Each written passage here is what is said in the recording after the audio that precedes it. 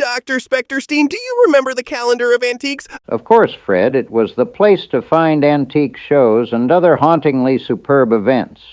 But why the trip to the Wayback Machine?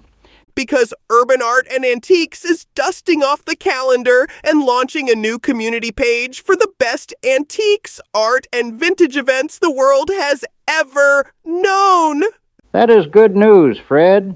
You know old ghost psychiatrists like me love antiques.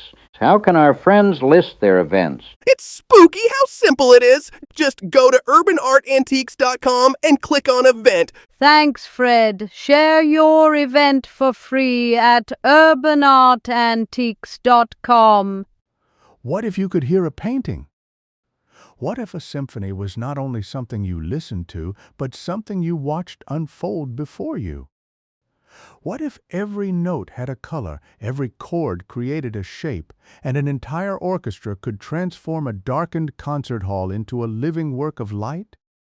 For more than a century, inventors, artists, and composers chased this strange dream. They built machines with names like the color organ, the color piano, the clavilux, and the musicrome. They filled theaters with glowing waves of red, blue, gold, and violet, convinced they were creating the art of the future. But today, most of these machines are forgotten. Some disappeared completely. Others survive quietly in museum collections, their strange cabinets and mechanical parts offering clues to an artistic revolution that never quite happened. The mystery begins with a composer who believed music itself was incomplete. In 1910, Russian composer Alexander Scriabin premiered one of his most ambitious works, Prometheus, the Poem of Fire. It was a massive orchestral composition filled with unusual harmonies, enormous sound, and a vision of music as something almost mystical. But Scriabin wanted more than sound. Written into the score was a part for a device he called a light keyboard. He imagined an instrument that could project changing colors along with the music. As the orchestra played, the audience would not just hear the music.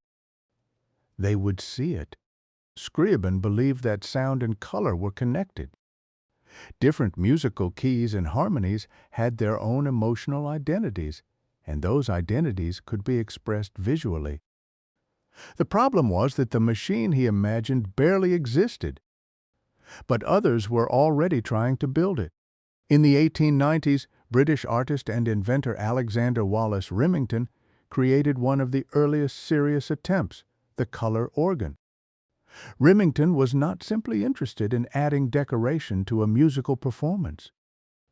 He believed color itself could become an art form. Just as a composer arranged notes into melodies and harmonies, an artist could arrange colors into visual compositions. His machine used a keyboard to control projected light. Different keys produced different colors, allowing a performer to play light.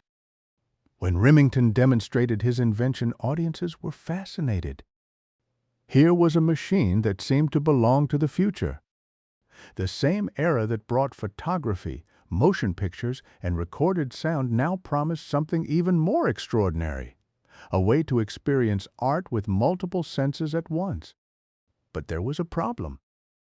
How do you preserve an artwork made of light? A painting can hang on a wall for hundreds of years. A sculpture can sit in a museum. But a performance made of changing colors disappears the moment it ends. And perhaps that is one reason the color organ became such a mysterious footnote in art history. The idea continued. In the early 20th century, Adrian Bernard Klein experimented with color projection systems, trying to understand how light could be controlled and combined into expressive visual experiences. Alexander Laszlo created his color piano in the 1920s, bringing together musical performance and projected color. Like many inventors before him, he believed the future of entertainment would be immersive. Audiences would not simply sit and listen. They would be surrounded by an experience. But the person who may have come closest to creating an independent art of light was Thomas Wilfred. In 1925, Wilfrid introduced the clavulux, a machine designed to create what he called lumia. Unlike earlier color organs, Wilfrid did not believe light needed music to justify itself. He argued that moving light could be its own art form just as painting and sculpture were.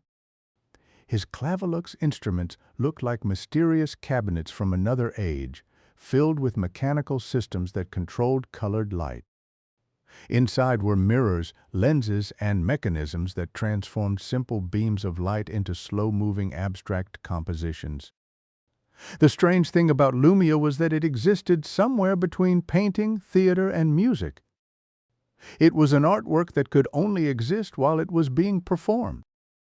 Some of Wilfrid's surviving instruments are now preserved in museums, reminders of a movement that once seemed like it might transform the arts. But the dream never disappeared. In the 1930s, George Lawrence Hall created the Musichrome, another attempt to synchronize music and color. And decades later, during the psychedelic era of the late 1960s, the idea returned in a completely new form. This time it arrived not in Victorian theaters or art salons, but in rock-era concert halls. Organist Virgil Fox became famous for his dramatic heavy organ performances, bringing the music of Johann Sebastian Bach to new audiences with massive pipe organs, theatrical lighting, and the atmosphere of a rock concert. Working with lighting designer Richard Dick Schneider, Fox helped revive the century-old dream of color music. Schneider designed sophisticated lighting systems that transformed the concert hall into an immersive environment where changing colors, patterns, and light became part of the musical performance itself. His work was not a Victorian color organ with colored filters and mechanical shutters, but the artistic goal was remarkably similar. More than 70 years after Alexander Wallace Remington demonstrated his color organ, Schneider was using the newest lighting technology of his day to pursue the same vision, making music visible. Fox was not using a Victorian color organ. But together with Schneider, he was chasing the same idea that had fascinated Scriabin and Remington decades earlier. Music should not just be heard. It should be experienced. If you like this podcast, leave a rating here or a comment at urbanartantiques.com. Thanks for listening to Antiques, Mysteries and Great Paintings. This is Fred, your friendly ghost haunting the interwebs. You may have seen me. Oh, wait, probably not. I've been lurking around flea markets and spotting all kinds of treasures. Want to share your finds without dealing with social media? With LiveFrame, you can post your photos instantly. No accounts, no ads, no icky sticky drama. Snap a picture, share your treasure, and let fellow collectors admire it. Liveframe.app. Show what you love safely and simply. That's liveframe.app. See you there.